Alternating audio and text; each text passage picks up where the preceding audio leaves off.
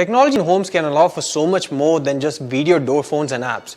What if your home was your virtual companion that is an intelligent assistant that can do everything according to your preference regardless of where you are across the globe?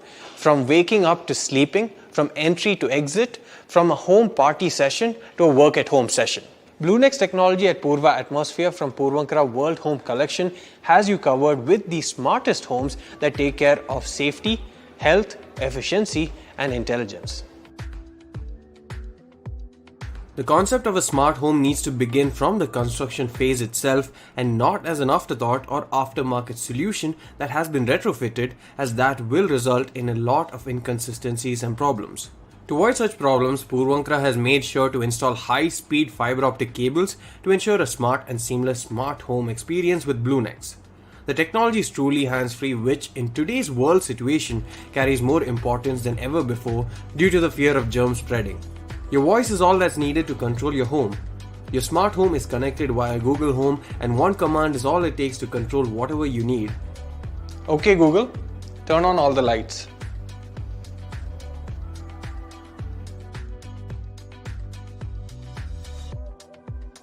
But with that said, you don't even need to give commands, as BlueNex is smart enough to know your likes and automates most procedures. For example, once you get up, the geysers can automatically be timed to turn on, and the bathroom lights also turn on automatically thanks to motion sensors, which are also available in the foyer.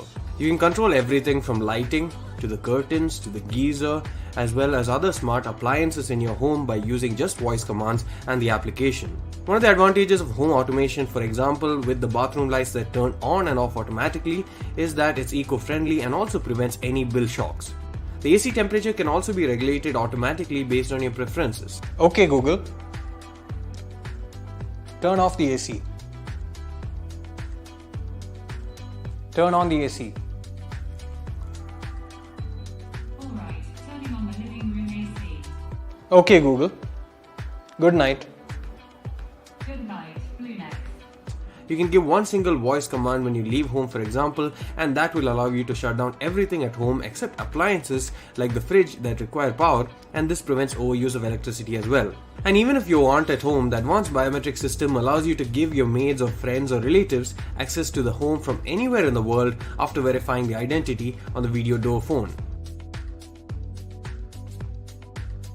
Hello. Hello, I'm opening the door. Okay. The door is now open.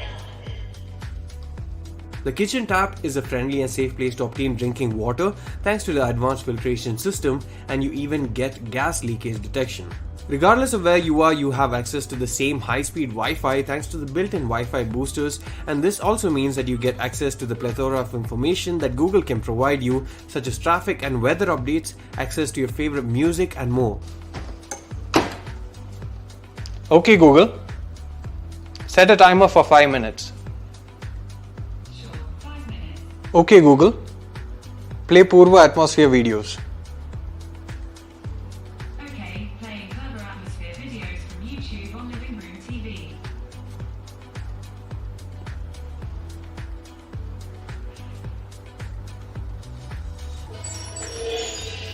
Residents also have access to an oxygenated clubhouse that helps invigorate and add a hint of freshness to your exercise regime.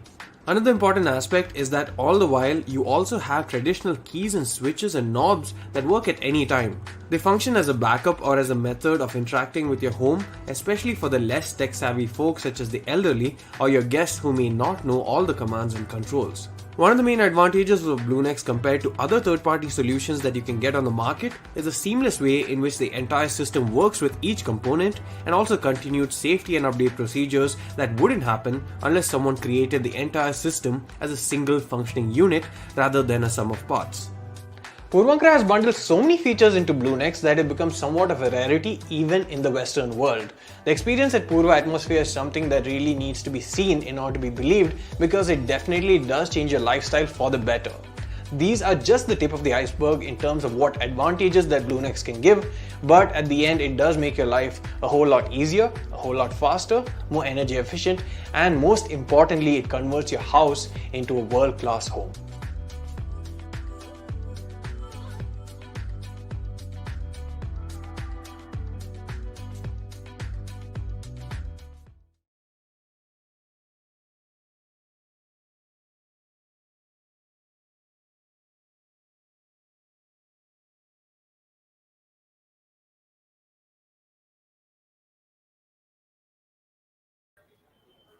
Hello, good evening, and welcome. This is On the Record, the A to Z beginner's guide to a dream home. And today we have the who's who of Puravankara joining us for this conversation.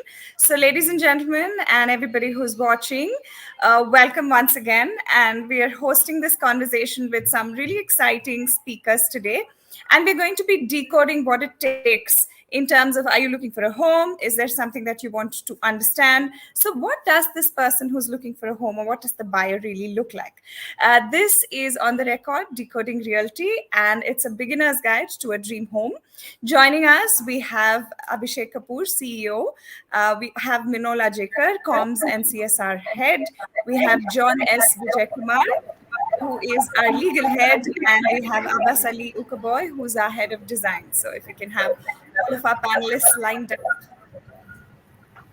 Okay, so that's our Power Pack panel for the day, and we have a series of questions that we're going to walk you guys through.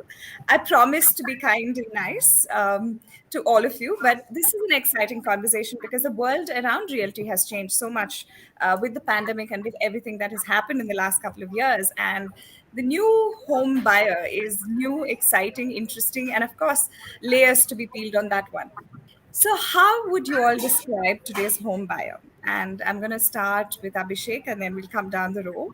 And we'll, of course, look at also making this more engaging by presenting to you all a case study. And I'm going to ask you all questions in context of this case study. So, we have you all respond to that. But in one word, I'm going to ask you all first to describe the new age home buyer. So, Abhishek, with you, and then we'll go down the just one word to describe. Thank you, Shreya. One word is a tough one because the buyer is so evolved now. So I would say evolved is the right word for them. And when I say evolved, I mean quite a few things. He's well traveled. He's very well aware in the sense of what is involved in terms of taking the decision, and he understands his aspirations very well. So, when he travels the world, he aspires to see a particular kind of product, and therefore then he goes to a particular kind of brand to buy from, and he looks at technology very differently. He looks at the whole purchasing decision. So he's extremely evolved is one line answer, and I'll stop at that because you gave me only one word to answer it. Yeah, well, that was a succinct evolved, but Minol, moving to you, if you can tell us in one word, and then I'll come to the case study. Uh, I share. Thanks for that. I mean, one word is really, really hard because the buyer, like the home, has many facets to her. She's a multifaceted buyer. So I'm just going to say that she knows what she wants, and you can't play around with it. Okay, so Abbas, over to you. Okay, again, I will share like everyone else the same problem. One word is a problem, but from whatever we've learned of them, I find them ambitious, aspirational, very well exposed.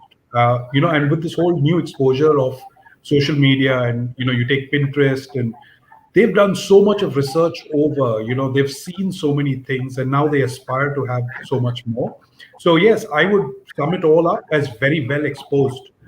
Yeah. Very well exposed to information and very well poised to use that information. Perfect. So, John, moving to you. Now we have three contexts. We'll add yours to the collective. I know. I would just put it across like this. One word: informed. And if you want me to add to that, well informed, and perhaps legally attuned. He is more or less certain these days as to what he is entering into, and he follows it up. And plus, with the support of the regulatory environment that is prevalent today, he's actually on hands-on on all his information that he requires to make that big decision. Okay, Informed. so That's the one word. that gives you an interesting collective of all of these aspects. So we'll dip right into our case study because that is going to delve a little bit more into peeling these layers as all of these guys shared. So let's say Sanobar is a first-time home buyer and she's looking to buy a property in Kochi. As the first woman homeowner in her family, she's anxious to know about the market incentives for women buyers. Are there any such incentives, Minol, if you can speak a little bit about that? I mean, home buying has its own rules and regulations, and they change from state to state. So there are things like stamp duty and GST, which vary across depending on which state you want to buy. But it's different in Karnataka, it's different in Maharashtra. In Maharashtra, for example, the stamp duty for women is lesser, versus a male buyer. But one of the big common factors that women across India and Sanobar, if she's looking to buy in Kochi, is the reduced interest rates. So when one goes for a home loan, there are a lot of schemes out there which offer better leverage to women over men. So that is something that women should definitely take advantage of. While there's also, you mentioned Sanobar is buying her first home, so I would definitely encourage her to look into the Pradhan Mantri Awas Yojana, which is a huge SOP for a first home buyer, but that is gender agnostic. It doesn't matter where you're coming from, you definitely will get that SOP. But I would encourage Sanobar to look into to do her research in terms of which bank loan that she's going for, and to choose the one that's more conducive for a home buyer. And I would also encourage Sanobar to go back to the first episode of On the Record Decoding Reality, because we had an extensive conversation on this topic about how women need to just move from the influencer to actually the driver, and buy the home and not just be the influencer in buying homes. So Sanobar, go out and find that first episode. It's on YouTube and you should watch it. Wow. Okay. Yeah. A lot of very relevant points there about what one needs to look for, and the profile of the woman when she's looking to buy a home. And I love what you said, from being the influencer to actually pushing the envelope and actually taking that ownership. So now my next question is, what factors should she really consider before purchasing a property that's affordable and offers premium amenities? And Abhishek, this question's for you. What is it that needs to be considered when a Sanobar is looking at this? So I think first thing is she needs to identify her need, and people kind of need to really know what do they aspire to get, and it is not something which is a short term buy. It's probably a 10 to 15-year buy before you decide. If it's a first time buyer, then it takes you at least 10 to 15 years to look at an upgrade, and you normally do go for an upgrade. That's the aspiration that everybody has. You take a step one and then you go to a step two. So one needs to really understand what is it that they aspire for next 10 to 15 years. How does that plan look like? So that is one. Once you know your need, you need to look at what's your budget looking like. And once you know what's your budget looking like, and because it's a starting guide, it's like 101. The third step you would do is look for a high quality brand, because today, as we see in the marketplace, large number of projects today are getting held up during construction, and I think that is very, very important to see that who's the developer you're going to buy from. So let's assume, you for 2 minutes, let's go with an example. Sanobar has a budget of 50 lakh rupees. So then she needs to really look at, in 50 lakh rupees, what is it? Does she want a 1 bedroom, a 2 bedroom, a plot, and preferably close to infrastructure, preferably close to physical and social infrastructure. When I say physical, I mean you're talking about transportation largely, and you're talking about social. You're talking about schools, colleges, or hospitals, or entertainment, parks, things like that, and the quality of development that she's looking at in terms of her aspirations. So if you put these few thoughts together, then I think then you have the right mix of decision matrix basis which she can take a decision on what to buy. Wow, okay, that's feeling a lot of interesting things for me, from aspiration to need to budget to the brand, and of course, all of the infrastructure around it. Now, that brings me to you, John. My question is, if Sanobar's has been doing some desktop research, it's revealed that RERA has pro-customer provisions, but she's not sure what these are. What are some key measures in RERA that protect the rights of home buyers? And if you can shed a little bit of light on that. Yeah. So the law doesn't discriminate. It's the same for all gender. So the information is out there, because any new product that comes into the market today requires mandatory registration with RERA. It also means that all the information is out there for the person to make a study, assess, make that, choice. And there are multiple choices available depending on, what her requirement is. But that information is already out there even before the product is ready for launch. So she can go in there, check all the information, including the past history of some of these developers in terms of delivery. Have they delayed? Have they delivered on time? A full study can be made sitting at home, opening a laptop or a computer, and make that decision easy. Apart from that, I would say that today, since May 2017, we have come within the regulatory environment, and from September, I think end of September, it's fully active. Of course, there are minor changes from one RERA to the other authority, but basically the act is the same. The rules are slightly different. I remember the time when we were faced with a situation where some of the legal authorities in this country felt that all the developers are having identical agreements, and therefore there is no choice for the purchaser. But that is more or less certain now. The only difference today is it is mandated by the authority that the agreement ought to be same, and the terms in the agreement are all very transparent and clear. What is good for the goose is good for the gander. If there is a delay penalty at a certain rate, the delay interest is also at a certain rate. So all of this is fixed. Apart from that, the customer can be peaceful today, far more peaceful, because there is an eagle that is swooping around and watching the developers. So the customers can be rest assured that within the regulatory framework they are totally protected. And to go beyond that, today developers are bound by what they represent. There is no chance of selling something in the air and getting away with it. So your representation is very, very important, and both for the developer and for the customer.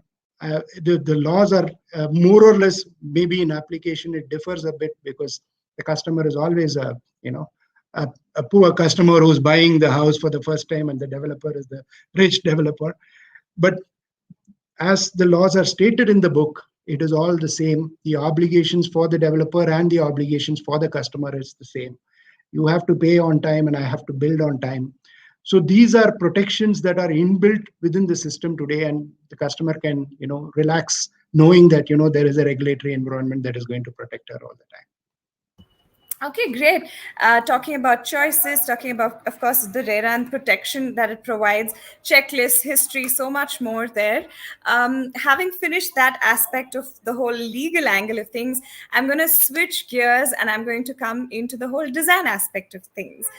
So Sanobar wishes the design of a home to be an extension of her style.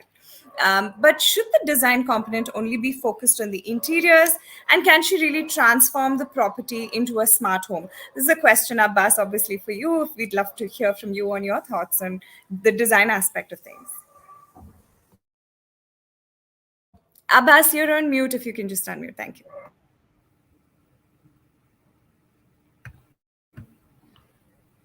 I hope you can hear me now, Shreya. Right. So I'm glad you bring up that question. I think, like the saying goes, form always follows function. And I think it's equally important for Sanobar to identify functionality and, how the new house will function towards her lifestyle needs. Not just from an aesthetic perspective of how it should look or what are the style ideas, but more importantly about how it functions. So, like we go about most tasks, it's ideally a checklist of what I must have, what I should have, what I would like to have. You slowly narrow it down per se to a budget, but there are negotiables and unnegotiables, and that's the idea. Today, in today's day and age, I think it's very easy to integrate it with smart furniture and smart ideas of smart living and lifestyle. It's very easy to integrate this with a very stylish home. I personally have done it myself. It's easy to do. It's just about being able to identify good designers who will handhold you through this process. it sometimes tends to be overrated by some, thinking that it's not always the best looking furniture. But believe me, there are ways and means in which this can add so much value to your real estate, add so much value to your life, and completely transform your space, not only from a furniture perspective, but it will also transform your lifestyle with the smart features that come in today from what technology brings you. So I think as long as you've thought about it early in the day, and you've made the right choices, it's very easy to integrate it. A correct brief to a professional will help you integrate this very well together, and put it together to get you a dream home which functions exactly the way you'd like it to. Okay, great. I really like what you said about how the functionality needs to lead in to the lifestyle, and how all of that really integrates. So, having Shreya, said Shreya, I yeah. must add, I am surprised that he finished the answer of this question so quickly. I thought he'll take Yeah. away 1 hour of this whole webinar. You asked him this question, I thought it's gone. So thank you, Abbas, for finishing so quickly. You're on Please. mute. You're on mute. It is only and purely in the interest of my colleagues, and just from a perspective of not being a bully on the show and not letting them speak. So I decided to make that as sharp as possible with my mental editorial going on inside. No, but I agree with Abhishek, because this is something that really intrigues me as well. And we can do an entire on the record on just the functionality meets aesthetic meets technology of homes, and Happy to go on. Happy to go on if everyone would like. no, I have some very, very interesting customer questions lined up. So I'm going to lead you into the next one Sure. very shortly. So there you go. Sanobar's varied questions around all of these aspects, so well met. Now I'm going to switch gears into a different geography, into a different buying profile. Now I have with me a customer whose name is Roy. He's looking to buy a second apartment, a second property as an investment in Mumbai.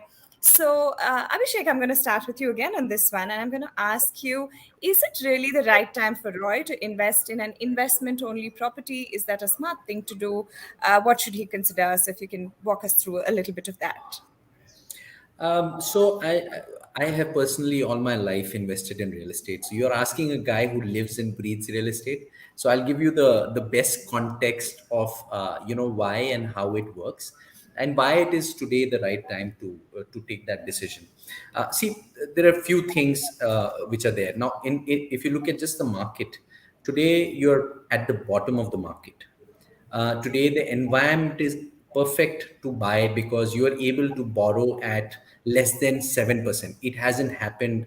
The cost of capital available today is very, very low. You have some fantastic deals available on the table from developers. So just this is one piece. The environment is perfect to get in and buy. This is just one piece. The second piece is purely the investment piece. Now, here's why I'm a hardcore real estate guy, and everything I've done is around real estate is because this is a hard asset. This is a real asset. This is not a piece of paper. You're not depending on anybody else for the asset. It's your own physical hard asset. One. Second is that what you actually invest, your own equity, is probably 15% of the total investment value. So let's assume you're going to buy a 1 crore product or a 50 lakh product. What is your investment is only 7.5 lakhs. So the opportunity of appreciation is on 50 lakhs, not on 7.5 lakhs. So you have to remember that your investment size is actually the value of the apartment. And now, if you just simply extrapolate and say, I will gain 5% per annum. And if you just look at any under construction project, from the date you start to the date you complete the project, typically the prices can appreciate anywhere between 40% right up to 70%, depending on the cycle you are in. Now, if you look at that, and this is happening on 50 lakh rupees, it is not happening on 7.5 lakh rupees. Now you do the comparison. So if you look at your return on investment specifically, it is very, very skewed towards the advantage. You're creating a hard asset which you can keep for your lifetime. You can inherit it to your family, etc., etc. You can use it at any point in time. So there are multiple ways to look at the asset. Of course, there is always a way to rent it out and continue to earn an yield in the asset. The third and the most important aspect is you get tax advantages. So when you take a loan, you get tax benefits on interest rates, you get tax what interest you pay, the principal repayments, etc., etc. So basically, you ride along, and over the life of, and real estate is a slightly longer play. It's not something where you buy today, sell tomorrow. It is something which, I think our parents and grandparents, and this is historical, and from lifetime people have talked about, this is the only most scarce commodity in the world. God's not making any more land and real estate, really. I mean, we're trying to add to it, but it's really not there. So, it is really something which is not going to come by. So I can go on, but I think that's it. I should stop. I'm like Abbas, we can do one whole session on it. No, but I agree. This is a lot of math, science, and hard logic on why this is the smartest investment. And anybody you ask who's invested in real estate says the same thing, that is the best bet. Just don't go anywhere else. I've been told that several times myself. So yes, like too much math for me to do, but I get the logic entirely. So having said that, since Roy's answer is now answered as to why he should and if he should look at investing in property, now he knows that he needs to have a good broker by his side before renting out a property. Why is it relevant for him to have a structural consultant as well? Abbas, this one's for you because obviously the entire design angle comes into play in here. So Abbas, over to you. So Shreya, well, I remember conventionally where people would actually go to see a property not only with a broker but with a whole team of professionals together. He'd have his architect, he'd have his interior designer, he'd have a structural consultant, he'd have a whole gang that would go in just to see a property. I think in recent times you're seeing a slight decline towards that because you generally now see more and more of people who go towards branded developers. A lot of this has already been packaged in. You probably have, most of these developers who will use the country's best structural consultant. He'll be using the country's best architect, or for that matter, in some cases, even international consultants. When you already have that repute which is put into the project, you may seldom need such sort of a backing to come in back again to ask. However, it's not uncommon for them to use structural consultants today as well. From a perspective where, a house eventually, quite like what Abhishek said, is that it goes through an entire process. It goes through an entire life cycle. When you're going through this life cycle, your needs change. The way a family lives today from the way a family lives 5 years, 10 years, 15 years down the line, the same time needs change. When needs change, you will go into wanting to make changes in the house. You'll want to go into making and adapting your house. You can't go out again and start that whole search again for various other reasons. However, you'd like for your house to adapt to that. It may be a good idea to engage with a structural consultant and with an architect in order to be able to see what is the level of flexibility that this house can offer me. So that may be one of the ticks in the box where, such professionals at early stages come in to help the customer identify or make that choice, make that difference. Apart from, I would say, appreciating only all the work that's already gone in, but it's a wise way of assessing property, and it can be done. But I somehow feel that there is a decline in that trend today because there's already so much packed in. There's already so much thought gone in. So I do see a decline, but like I'm saying again, from a flexibility perspective, from assessing your options, it may be a nice way to do it. So yes, you can still do that and still carry out your own team that goes along with you. It may be also from that perspective an interior designer who is early engaged, and he may also help you, select the right options basis what gives in you the best buck for your money. Okay. So there you go. I really like the idea of accentuating for flexibility and scale, because you're so right. Because I don't even think it's 5 years. I think it's a 2-year window now. And through the pandemic, you saw 6-month windows of people wanting to suddenly change their homes because they were spending so much more time at home. So absolutely agree on that front. So now coming to you, John, what are the key property regulations that he obviously needs to consider before investing in a second home? And because it's a second home, the relevance of all of that plays in enticing. John? Yeah. factor that, am I audible? Yeah, we can hear you now. Yeah. So the first and foremost factor for any real estate purchase is the title to the property. So if you go and of course people go by their past experience, as well as they look into the experience of customers with that particular developer when it comes to title issues. So if you take Puravankara, if I have to say, we go to the best for getting our title scrutinized before we even embark on a project. So getting the land title cleared is the first thing that a person needs to check. More or less everything else is taken care by the regulatory authority, because the regulatory authority is going to be constantly monitoring a project. It's not as if you register a project and then the next thing you hear is whether the project is completed or not. There's a total life cycle to the regulatory framework where every bit of work that a developer does is being monitored. We will have to be careful on how we spend that money that we take from customers.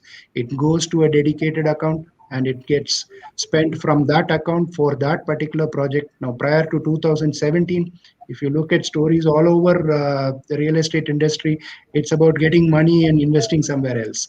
Those things don't happen these days, because you need to have a dedicated 70% fund going into for that particular project, and then you have every 3 months an updation of project progress being recorded with RERA and available for the customer to see.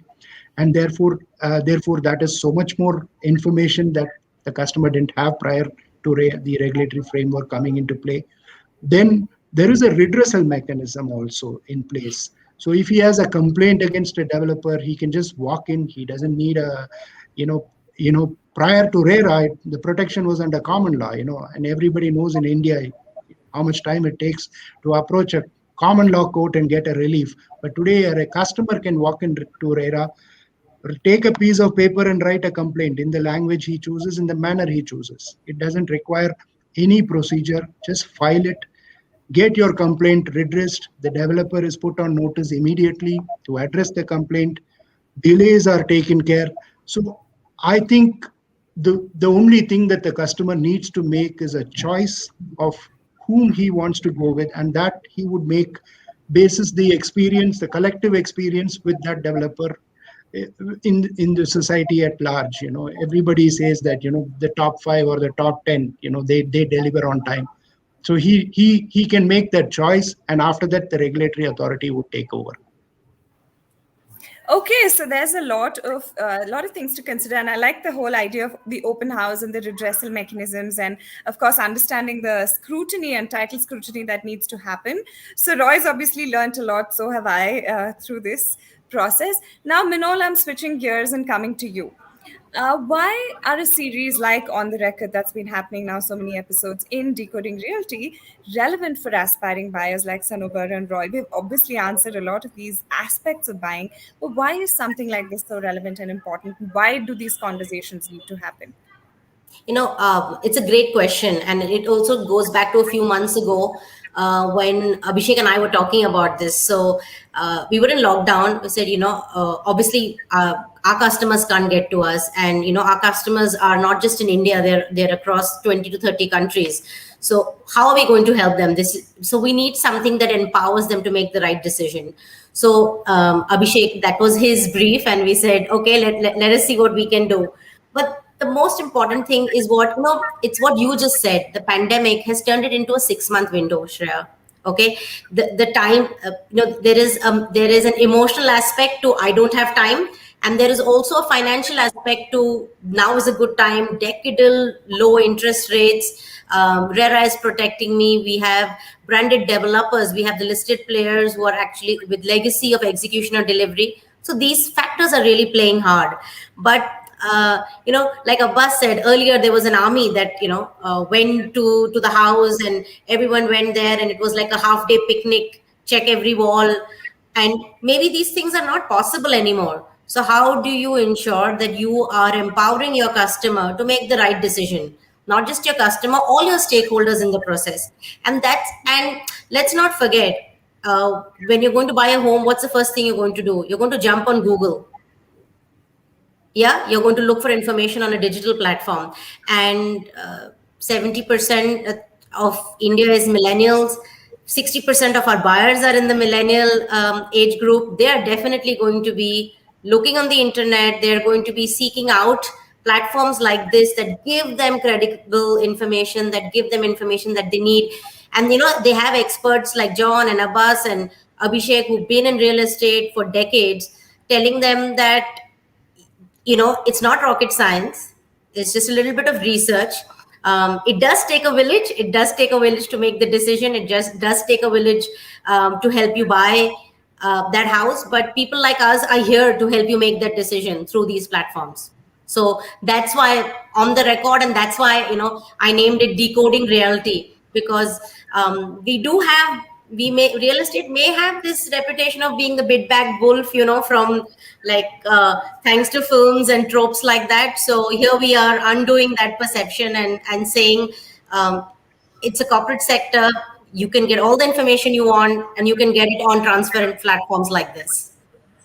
Well, I'll just add something, Shreya. Yes, go ahead. This is one conversation which is very important for. So here, the idea of this whole series, and this will continue. The objective of the series is to share our experience and understanding of the business, and we get all kinds of people from different spheres of the sector to give that knowledge, because you look at any other sector, people are aware. And I have been in this industry now for more than 2 decades, and I've realized that when I started my career in the business, it was completely opaque. It was very difficult to get right information. Even today, people look for advice from people who have experience and who are in the sector. We are not democratizing ownership of homes. This is one of the visions of chairman, which, when we started this group, and this is our endeavor and our effort to ensure that we are able to democratize ownership of homes. How do you democratize something like that? It's a right to live, right to home. How do you democratize? By sharing knowledge and empowering people, as Minol absolutely rightly said. Only when you're aware of your rights are you capable of asking for your rights and protecting your rights. So this is our endeavor and effort to democratize real estate ownership. So, we are contributing towards that. It doesn't matter who people buy from. What's important is, have they looked at every aspect of that purchase decision, and they have enough information and knowledge to make that decision. I mean, I think that's truly spoken like a thought leader, because it's so true about actually opening up these conversations, because it's agnostic, like you said. It's about empowering the buyer. And I love the philosophy and the ideology of actually democratizing homes. So there you go, ladies and gentlemen. We have the science, the math, the logic, the art, the legal angles, and of course the communication angles from all of these leaders from Puravankara speaking to us today. That brings me to our next segment, which is the audience Q&A. And we have a lot of questions from the audience. They've been curated over time. These are questions that actually come to, Puravankara and the team when people are looking to buy.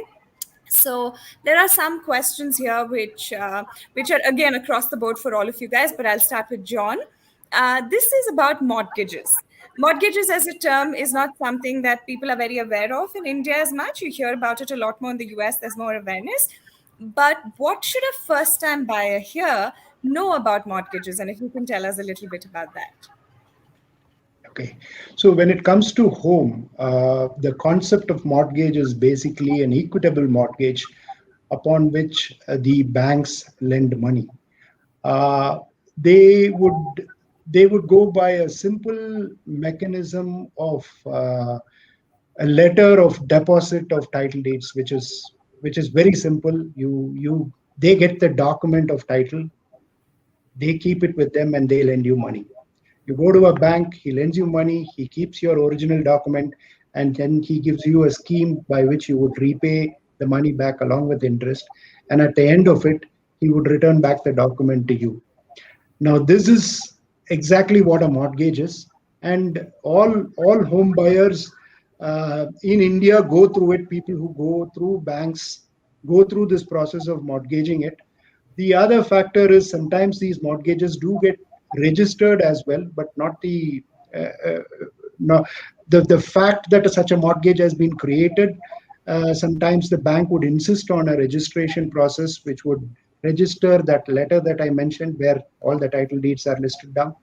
So that letter also gets registered in the registrar's office, just as a public notice to others that this property is mortgaged with this bank, and so that there is a protection for the lender.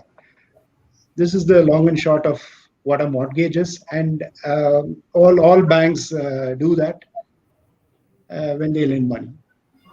Okay, so Again, great. So you're that, asking questions, Shreya, that yeah. can take away one hour of yours. Huh? I'm surprised again that John, he finished mortgages. He can write a book on Yeah, mortgages. So if you correct. really I want didn't go through the advice on various mortgages, types of come to, mortgages. Yes. yeah, you can come to John and he'll write a book for you and give you. It can be like a 5 hour session, not even 1 hour.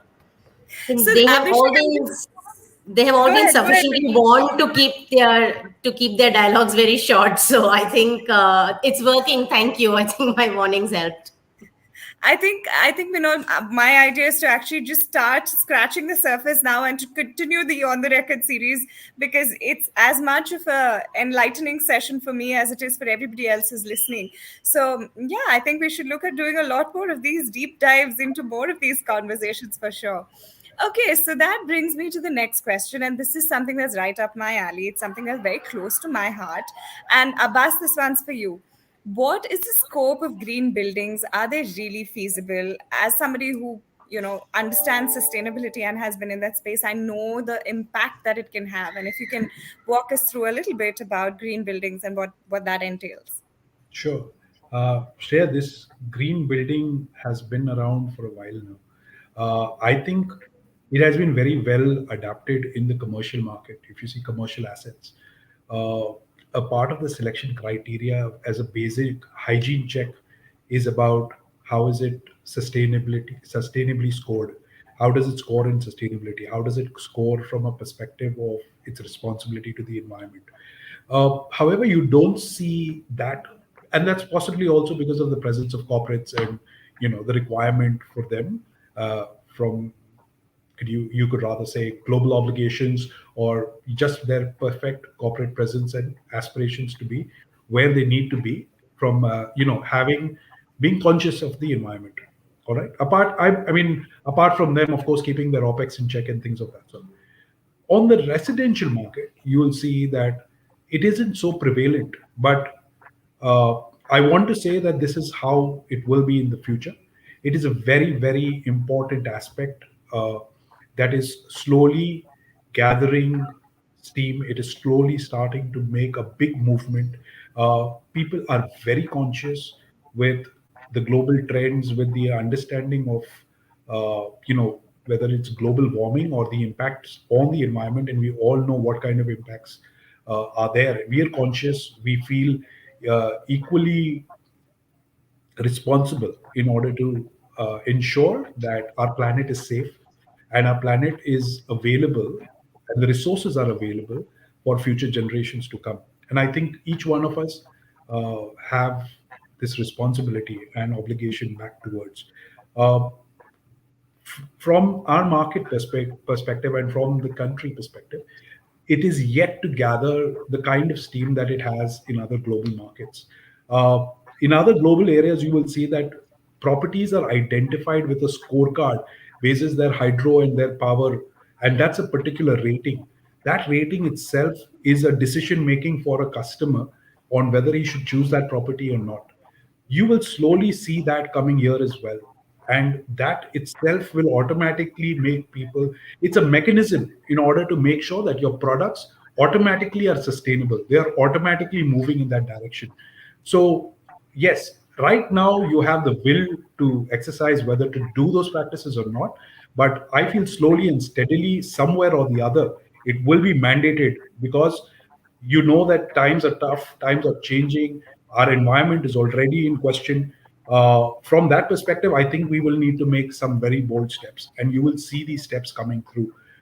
They will always be in the interest of the consumer from a perspective of keeping OPEX in check and keeping, safer, healthier things. There are a lot of bodies that have come in, well being one, which is, one of the most recent ones, which makes sure that it takes care of not only just uh, power management and sustainability as such, but it looks after the entire well-being, so to speak, of people who are residing in that.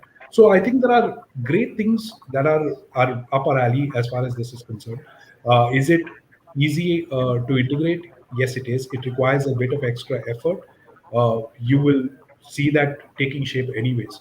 But I think it's something very important, and I think we at Puravankara, with Abhishek's support and the leadership support over here, are definitely starting to move in that direction and move in a direction where we want to be responsible for what we're putting out there.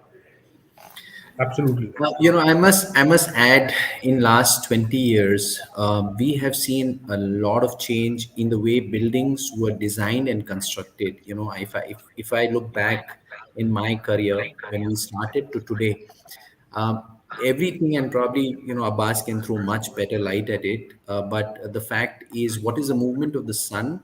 What brings in the light? What brings in the breeze to bring down your cost of power? To how you can bring in water efficiency in the building by recycling and using it for plantation and landscape. What kind of trees you plant? How much green can you provide? There is a plethora of ideas which get worked upon, how you design and how you construct, so you have minimum, the process of construction to have minimum carbon footprint in the world while you are constructing. What is your way of constructing?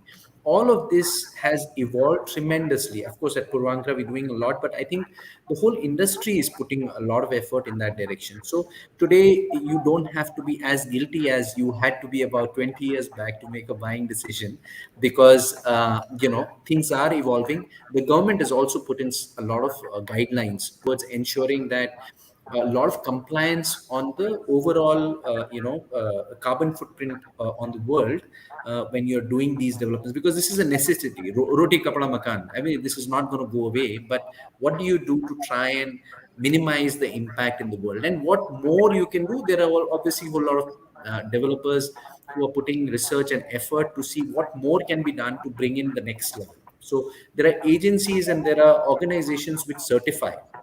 How much more have you done? Which is what Abbas was talking about when you were saying the rating. Even in India, you now have rating, and in fact, some of the large international World Bank funds which are today funding are also talking about first getting the rating before they invest money. So investors are also talking about it. So there's a lot of awareness around it. Yeah, I mean, that's very encouraging, because I mean, that obviously then tells you that you can be comfortable, just like functionality and technology, meeting sustainability standards, and with ESG becoming so much more relevant. I think this is truly something a lot of buyers would surely want to know. So having said that, let me now again switch gears and let me now move into more of these audience questions. Like I already shared, these are all questions that we constantly asked. So in terms of Abhishek, I'm coming to you now, and this is something which Manol spoke about. She said about buyers from around 30 odd countries outside in the world. So what should an NRI consider before actually investing in India, and what's it for the NRI to look at? So this one's for you. So from, I think, NRI point of view, the first area is to look at the regulations of ownership in India and how do you deploy money. See, they have a power of multiple. And that's the biggest advantage when you buy in India. And if you're buying in dollars, you're buying at a power of 75. You're buying from Dubai, you're buying at a power of 25. So the numbers just stack up much easier if you're an NRI. So it makes it very, very attractive to own a home for the long term here. And of course, it's a big backup plan. If you decide ever to come back, you have a home in India or a couple of investments in India, which anyways do pretty well, because we have huge demand, and I think we are very, very far from meeting that demand at this point in time. I think next 20 years is going to be a lot of real estate to provide for so many people that we have in this country. Having said that, I think regulation is first. And the second thing is, obviously, I keep going back on the rest of the parameters which we spoke about early on in terms of deploying their money in India. So I think that bit of research is equally important. Ideally, if they can look at advice from both tax consultants and property consultants, I would recommend that, because that enables them to take a far more educated, because they are a little away from the country. They are not really here. So normally they would depend on sending somebody who has a little experience to go visit the property, understand the property if they can't travel, and so on and so forth. So it's good to have, a tax consultant and a property consultant on board, so the process is streamlined, it's easier to make that decision and facilitate the process. Of course, a large number of developers are also able to offer special services for NRI customers, because they know the limitations and they can then facilitate the process. Okay, there you go. For anybody who's an NRI looking to invest in India, you have a lot of the answers. I also have a lot of questions that are coming in. So let me Sorry, I forgot switch to to mention John. one Yes. point. Shreya, I just Yes, want to add yes. one more point. Banks approve projects. So if you have a bank approved project for funding, that is a big advantage, because that makes sure that title and so many other compliances other than RERA itself, which you anyways will check, is ensured. So a lot of these NRI customers do have banking relationships in India, and they are and if they have the same bank which is also giving them the money for loan, for example, or to just evaluate the property, that's another aspect that one can look at. I just wanted to add that, because these are if I was a NRI, if I was to look at it, these are the touch points I would look at and see whether I'm comfortable buying a particular property, because the developer is listed and the project is listed with my bank or not, the broker is there, the tax consultant and lawyer is there. So it just enables me to complete the whole picture. Okay, so there you go. The entire enabling ecosystem that actually empowers the NRI to buy a home in India. I have a lot of questions, and these are specific and coming in from the audience. This one's for John. There is a feeling that RERA is geared towards developers more. What do you have to say? And this is a question from Shiv. So, John, this one's for you. It's an interesting question. I don't know where that is coming from, but it is always geared towards the customer. And the proof is probably with Abhishek, because I walk up to him every time saying that, we need to pay so much, we need to do this, we need to do that. RERA has passed this order, that order.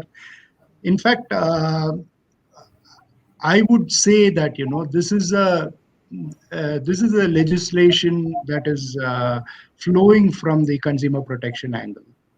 See, today the customer has got a choice to go before the consumer court or to go before RERA. The only difference is the time. The consumer court perhaps takes a longer time for a resolution, but the RERA takes not more than 3 months or maybe a couple of hearings and it is over. It's all summary hearings for redressal. And I would feel that it is the other way around. The developers face a lot more.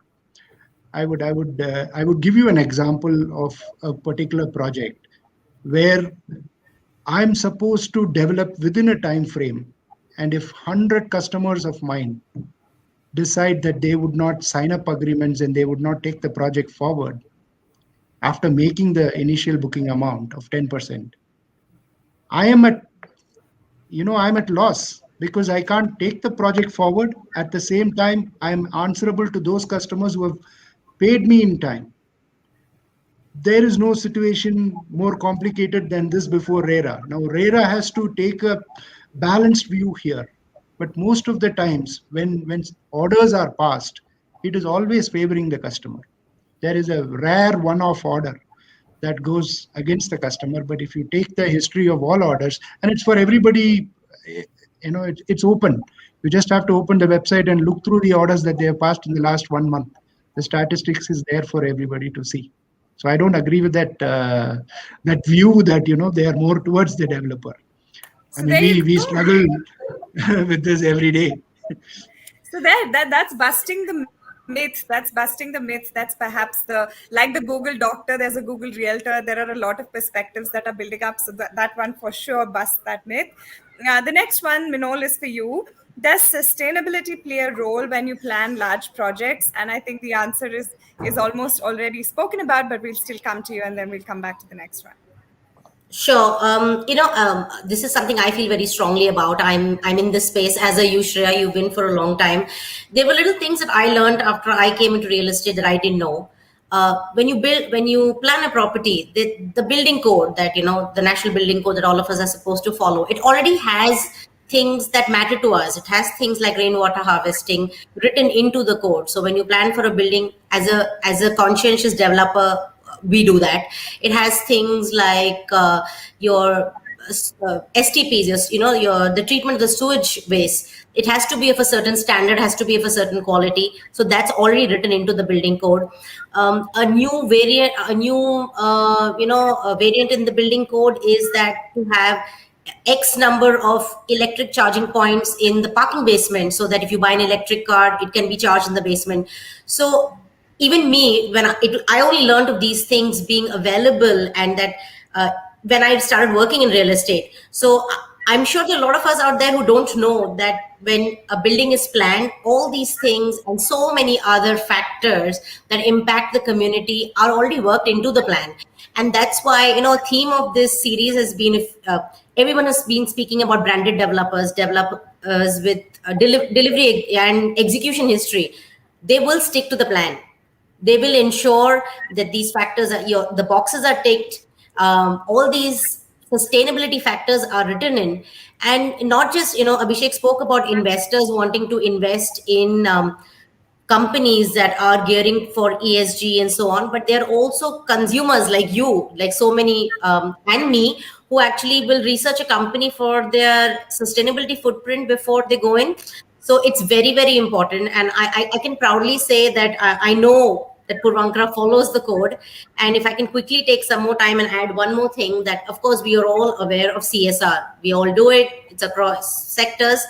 For companies that are working in real estate and infrastructure like us, there's an added responsibility, which is called CER, which is corporate environmental responsibility. As you're aware, we get our building codes and permissions from the Ministry of Environmental Affairs. It's a central body. And now, for the past 8 or 9 years, every time that a building is approved, a plan is approved, that's not just for us, that's for everyone. The developer makes a commitment that's saying that I will spend X percentage of the total project cost towards sustainability in this community. So if I'm impacting something, I will ensure that I will give back, whether it's in terms of afforestation, it's in terms of conserving groundwater here in Bangalore. It is a problem. So all these factors will be done to a consumer satisfaction if they're going with branded developers. And I can happily say that because I head the section here, that we're doing all that and more. So it's another thing I can talk about for the next 7 hours, but I'm conscious of time, so I will stop talking. But I think consumers can be rest assured that we're doing the right thing. Absolutely. I think so too. And we had this conversation before, Minol, and I think it's kudos to the entire community, from consumers to the developers who are actually investing in this, because offsetting that carbon footprint has obviously become a lot more relevant in the times that we're in now. For Abbas, here's a question, and this is from Kalapa. If I'm someone who can't afford an interior designer, do developers also design the inside that's ready to use, and can one move in without much change? It's a simple design question, but has a lot of layers to it again. Absolutely. I think it's responsible for the developer to ensure that we deliver a unit which is habitable. So firstly, so that means that all of the services are taken care of when it comes to water, power, all of that is taken care of. Not only that, but it's also completely finished from a perspective to all civil finishes done, floorings done, toilet tiles done.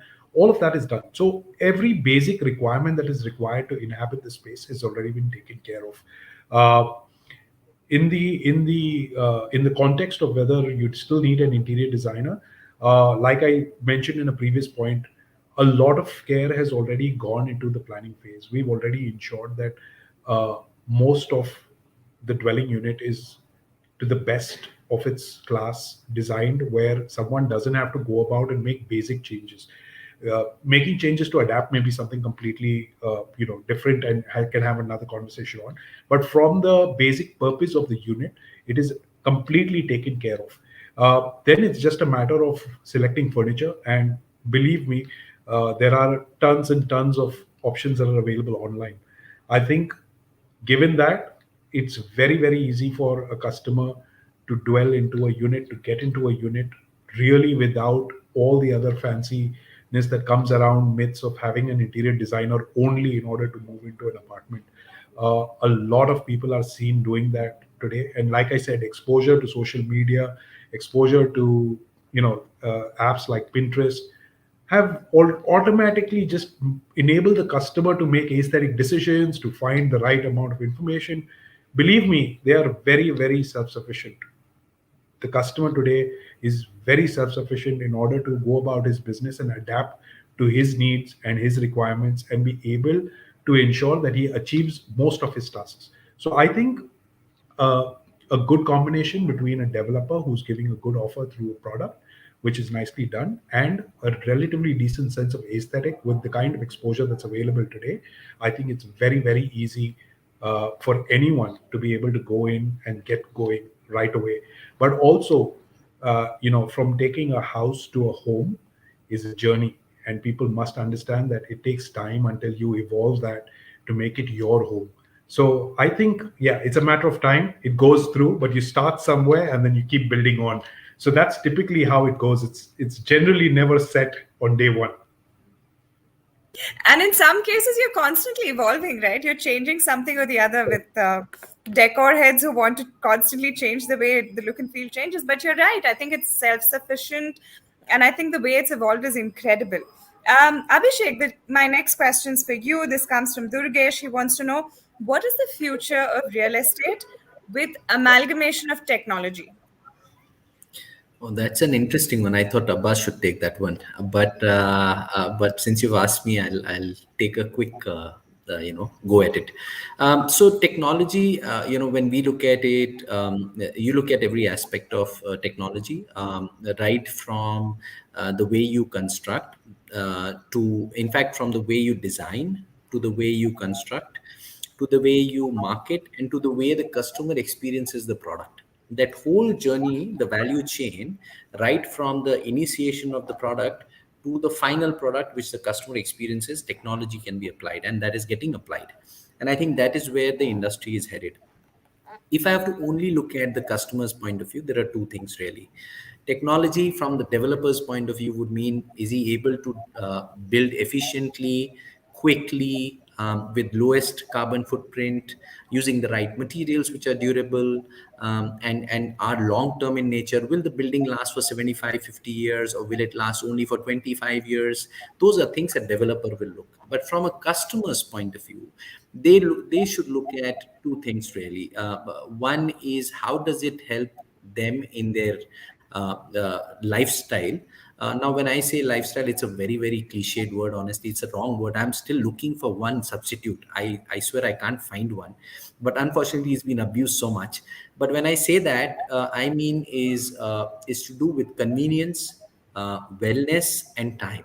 These are three things I really look at when I look at lifestyle. So when I talk about wellness, I mean is, are you, and that can be right from the kind of trees, the amount of greenery, open space in your building, to the kind of quality of gym, to quality of the way the apartment is, the way the airflow is, and so many things when you talk about wellness itself. So that's one particular piece. The second piece is time. When I say time, I mean, you're basically saying, how do I save my time in everything I do? Because time today is what is value. You get more time with your family if you have that much more time to do, what you want to do, or your own hobby, and so on and so forth. So there are various ways of saving time. And when I'm saying time, I mean, do you have all the right amenities in your project where you can entertain from your guests to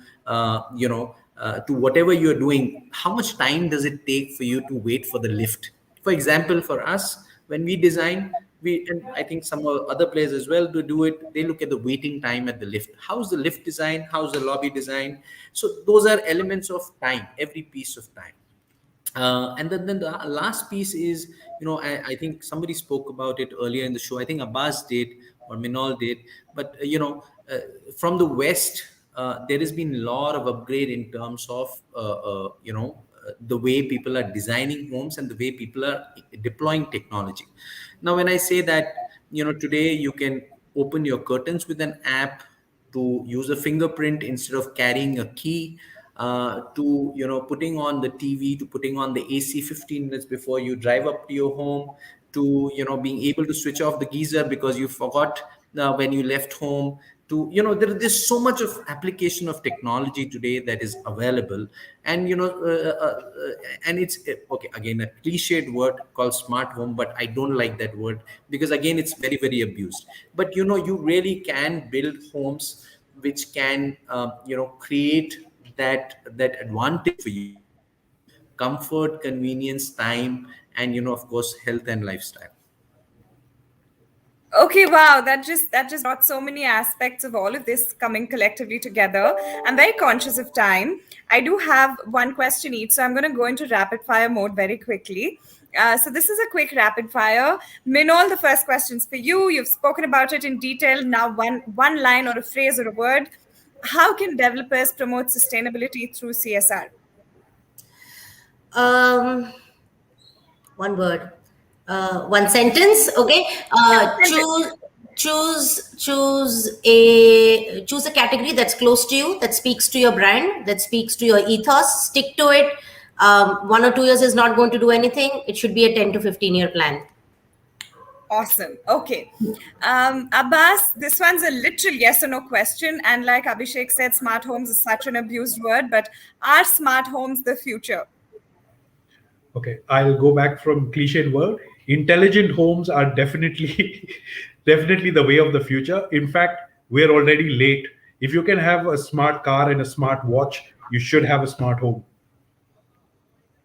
Perfect. Okay. So with that, a quick roundup for all of you. Parting thoughts, any final advice or suggestions for customers looking to buy a property? I'll start with John. John, final thoughts, parting comments. You're on mute, and if you can go off mute. So, yeah. My father, he always Yeah. used to say, trust but verify. I don't know, he had this for every context. Whenever he wanted to say something, he would say, trust but verify. So I believe that the real estate industry has evolved from a point of trust to a position of trust and verify. So today you should trust, but you also have the wherewithal to go and verify what you trust. I leave that at that. Thank you very much for having me on the show. Amazing. Thank you, John. That's an interesting one. Minol, coming to you now. A phrase, a line, parting comments and thoughts. I've been calling this the season finale because we want to come back. So my only parting comment here is that we'll come back with democratizing homes, to use Abhishek's word, and we will come back with more knowledge that will empower our customers. We're taking a bit of a break, so we'll be back October, November, but stay tuned. And thank you, Shreya. Thank you for moderating this session. Thank you so much. My pleasure. Abbas, your parting thoughts, comments? My parting thoughts are design will always prevail, but in real estate, it's location, location, location. So while you're assessing your next property, please location, look into the design, look into amenities. More importantly, gauge the developer, trust the developer, and move forward. Perfect. Abhishek, closing notes from you, and that'll be the end of the show. Oh, I think my parting thought is this is the best time to buy. Take a decision. Don't sit on the fence. This is a good time to go out there, do your research, watch shows like this, and go out there, empower yourself with information, and go out and buy. Great time to buy. Awesome, perfect. So many insights, so much that we had today packed into this 1 hour, a couple of minutes session. Thank you so much to all of you. Thank you for joining us. Thank you for speaking to us. And thank you for giving our audience all of those slices of how to look and buy your dream home. So, with that, that's it from us on this segment. Like Manol said, catch you on the next one. Thank you and good evening. Thank you, Shreya. Thank Thank you you. for Thank having you. us. Thank you. Bye bye. Bye bye.